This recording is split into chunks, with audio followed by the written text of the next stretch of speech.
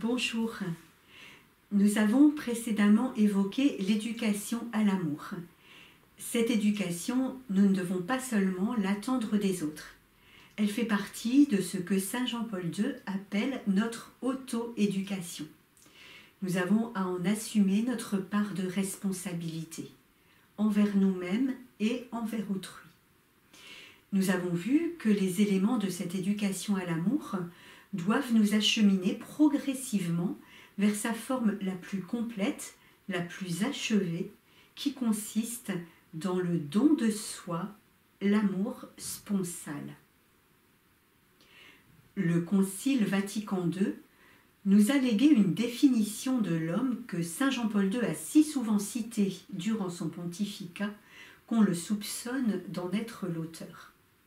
Voici, l'homme est la seule créature sur terre que Dieu a voulu pour elle-même et il ne se trouve pleinement que dans le don sincère de lui-même. Dieu t'a donc créé par amour. Il se donne à toi en te donnant la vie. Il te crée gratuitement pour nulle autre raison que toi-même.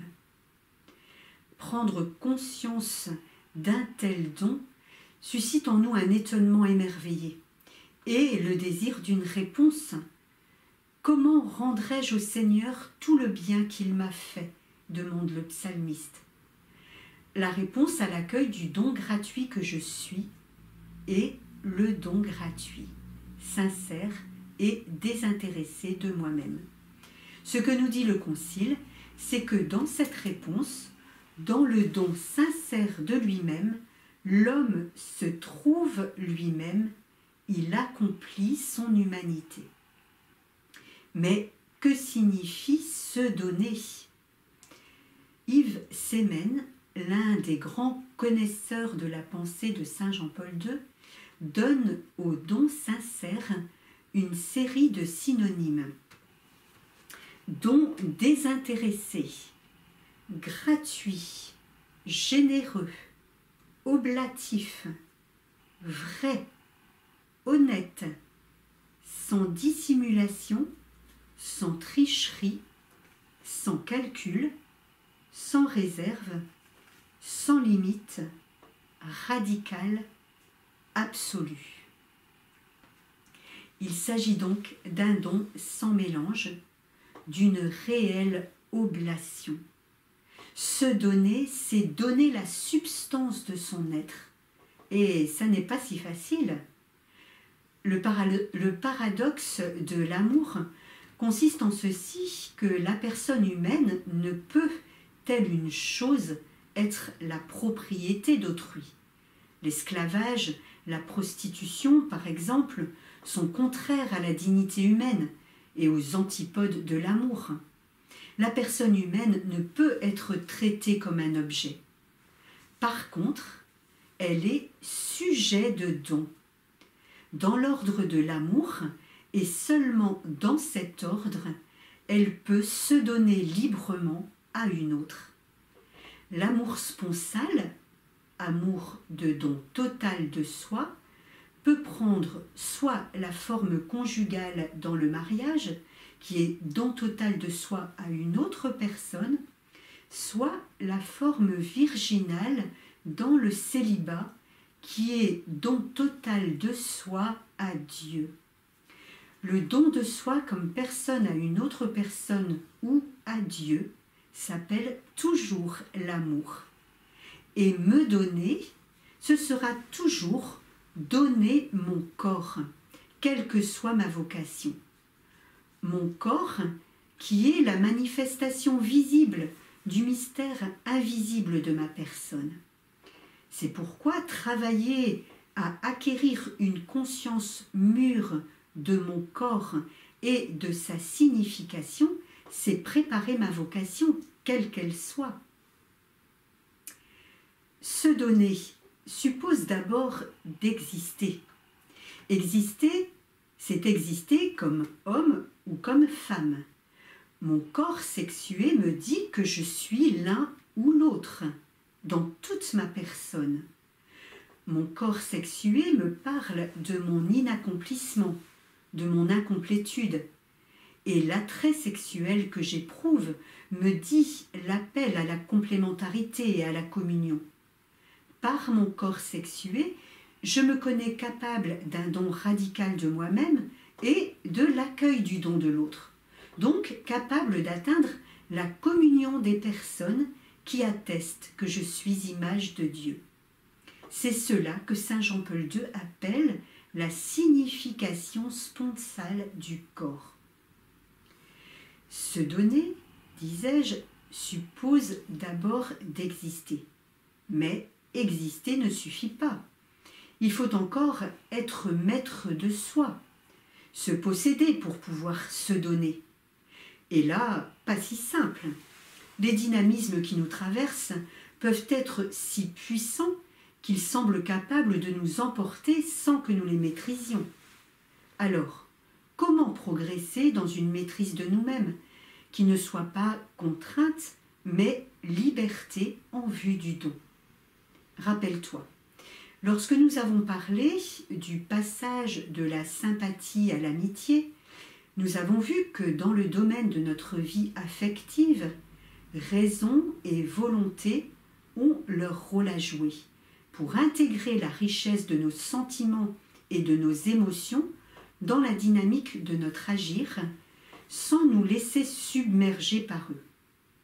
Eh bien, nous avons à accomplir ce même travail d'intégration au niveau de notre corps. Nos pulsions doivent être prises en charge par notre jeu personnel.